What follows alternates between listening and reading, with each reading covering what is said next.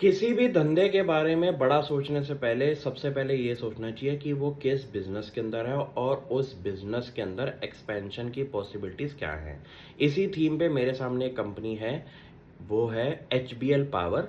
अपने टॉप से 20% की डिक्लाइन पे आज की डेट में खड़ी हुई है। और सबसे बड़ी बात, कंपनी हमारे इंफ्रास्ट्रक्चर स्पेस के अंदर, रेलवे सेक्टर के अंदर एक ऐसा प्रोडक्ट सर्विस पे बैठी हुई है जिसकी डिमांड सप्लाई, इतना बड़ा बिजनेस होने वाला है फ्यूचर के अंदर सेफ्टी को लेके, जो है हमारा ट्रेन कोलिजन इम्पैक्ट सिस्टम। अब आप ये सोचिए कि जितने भी इंडिया के अंदर रेलवे ट्रैक्स लगे हुए हैं वहाँ पे एक कवच नाम का एक प्रोडक्ट है जो कि एक्सपेंसिव तो है, लेकिन इसकी सिक्योरिटी एस्पेक्ट से अगर बात करी जाए तो ट्रेन्स को कोलिजन से बचाने के लिए इसकी इम्पोर्टेंस भी बनती है। अब लोगों का कहना है कि भाई इससे ट्रेन के एक्सीडेंट्स रुक जाएंगे। ऐसा नहीं होता। सीट बेल्ट पहनने का मतलब ये नहीं होता कि आप मरेंगे नहीं, लेकिन सीट बेल्ट पहनने से ये होता है कि आपकी possibility of death during an accident, आपकी प्रोबेबिलिटी आपकी लोएस्ट पे आ जाती है। अब आपको ये समझना पड़ेगा कि ये कंपनी जो काम कर रही है, इसका अभी सिर्फ एक बिजनेस ही मैं डिटेल में आपके सामने रखा है, जो है कवच। यहाँ पे आपको ये समझना पड़ेगा कि रेलवे के ऊपर बहुत बड़ा एक प्रेशर रहेगा पूरी लाइफ, कि आपको सिक्योरिटी को लेके अपने स्टेप्स जो हैं वो फॉरवर्ड करने पड़ेंगे।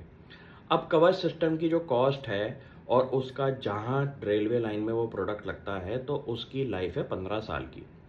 ये जब जब इंडिया के रेलवे सिस्टम के अंदर किलोमीटर्स के अंदर लगेगा, वहाँ पे ऑपरेशनल मेंटेनेंस का भी खर्चा आएगा, उस प्रोडक्ट को लगाने का भी खर्चा आएगा। और इंडिया के अंदर अभी 3 वेंडर्स हैं जो कि इस प्रोडक्ट को ऑपरेशनलाइज सिस्टम पे लगा चुके हैं, और ये एक की वेंडर्स के नाम पे रेलवेज ने चूज करे हैं। उसमें से एक कंपनी हमारी एचबीएल पावर।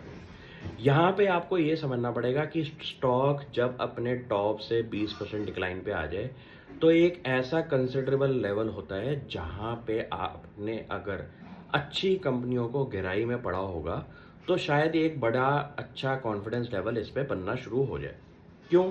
पहली बात तो कंपनी के बिजनेस के अंदर कोई गुंजाइश नहीं है प्रॉब्लम की।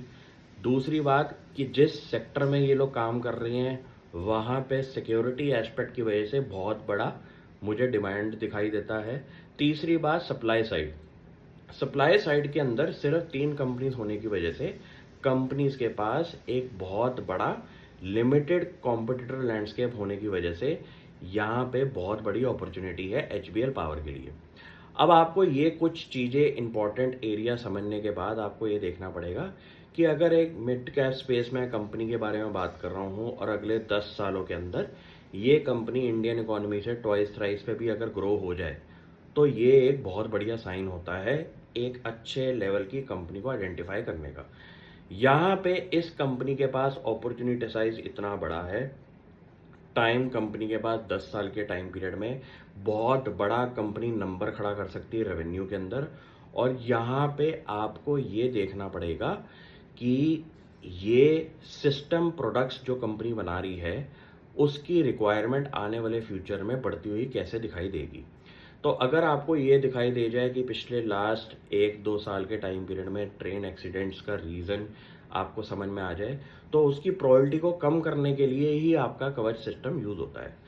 ये सिस्टम एक कोर स्ट्रेटेजिक इम्पॉर्टेंट एरिया रखेगा रेलवे की सिक्योरिटी के लिए, और एक्सीडेंट्स को कम करने के लिए गवर्नमेंट ऑफ इंडिया के ऊपर भी प्रेशर रहेगा कि जल्द से जल्द इस कवच सिस्टम को इंडियन रेलवे अपने हर स्ट्रेटेजिक रेलवे सिस्टम लाइन पे लगाए। ऐसी कंपनियां अगर 20% अपने टॉप से डिक्लाइन पे बैठी हों, बहुत बढ़िया टाइम होता है इनको विजिट करने का। और आगे अगर इसमें डिक्लाइन आए तो बहुत अच्छी बात है ऐसे स्टॉक्स को पकड़ने का। Thank you.